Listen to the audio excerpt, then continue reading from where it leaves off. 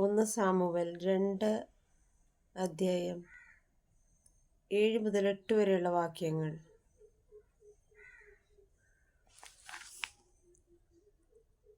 ദരിദ്രനും ധനികനും ആക്കുന്നത് കർത്താവാണ്, താഴ്ത്തുന്നതും ഉയർത്തുന്നതും അവിടുന്ന് തന്നെ.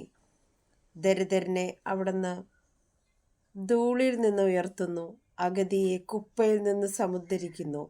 അങ്ങനെ അവരെ പ്രഭുക്കന്മാരോടൊപ്പം ഇരുത്തി ഉന്നത സ്ഥാനങ്ങൾക്ക് അവകാശികളാക്കുന്നു.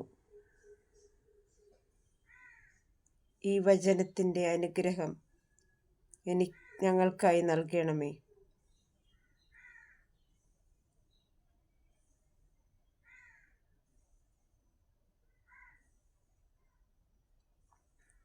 യേശുവേ,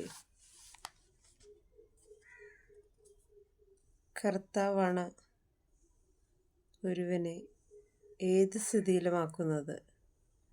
കർത്താവിൻ്റെ വചനം പറയുന്നു. കാരണം നമ്മുടെ കണ്ണുകൾ കൊണ്ട് പോലും വിശ്വസിക്കാൻ പറ്റാത്ത പോലെ ദരിദ്രനായ അവസ്ഥയിൽ നിന്ന് ഉയർത്തുന്നതും അവിടുന്ന് തന്നെയാണ്.